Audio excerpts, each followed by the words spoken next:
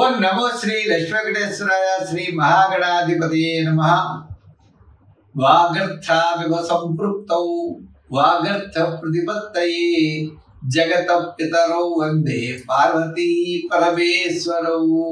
ప్రేక్షకుల నమస్కారాలు తెలియజేస్తూ మనం ఈ వారం రాశిఫలాలు తెలుసుకుందాం. 15/6/2025 నుండి 21/6/2025 వరకు ఉన్న గ్రహాల యొక్క పరిస్థితులను అనుసరించి మనం రాశిఫలాలు తెలుసుకుందాం. మేషరాశిలో శుక్రుడు, మిథున రాశిలో రవి, బుధుడు, గురుడు, కన్యా రాశిలో కేతువు, మరి కుంభరాశిలో రాహు, మీన రాశిలో శని. ఈ విధంగా చంద్రుడు మనకి మకర, కుంభ, మీన రాశుల్లో చంద్ర సంచారం ఈ వారం ఉంటుంది.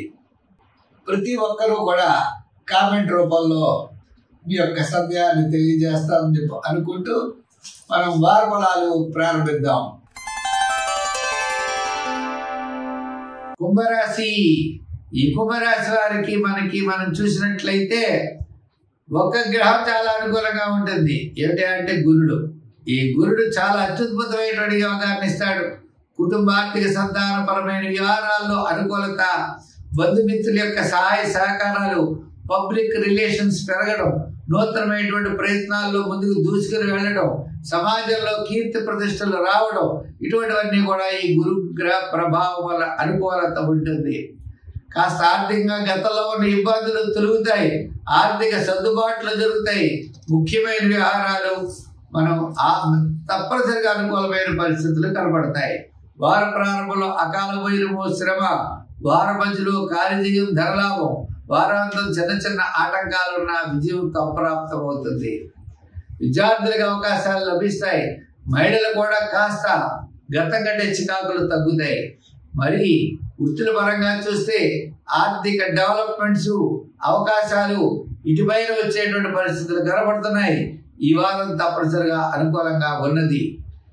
వ్యాపార పరంగా ఆర్థిక లావాదేవీల్లో కూడా వార ప్రారంభం, వారాంతం చాలా చక్కని ప్రోత్సాహం ఉంటుంది. వారం మధ్యలో కొన్ని రకాల లాభాలు, ఒక ముఖ్యమైనటువంటి వార్తలు, శుభవార్తలు, ఆర్థిక ప్రయోజనాలు వారం మధ్యలో మీకు యోగించే అవకాశాలు ఉన్నాయి. ఏదైనా మొత్తం మీద ఈ కుంభరాశి వారికి ఈ వారం కాస్త అనుకూలంగానే కనబడుతోంది. మరి సంఖ్యల్లో 8, రంగుల్లో లైట్ బ్లూ ధరించండి. శని భగవాను ఆరాధించండి, శని స్తోత్రాన్ని చేయండి, దానాల్లో తిలదానం చేయండి. మరి ఎప్పుడైనా అవకాశం ఉన్నట్లయితే తప్పనిసరిగా నూనెను తీసుకుని దేవాలయంలో దీపం పెట్టడానికి ఇవ్వండి.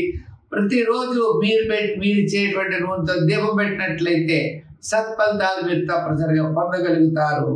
మీకు ఏదైనా సందేహం ఉన్నట్లయితే కామెంట్స్ రూపంలో తెలియజేయండి, సమాధానం చెప్పే ప్రయత్నం చేస్తాను.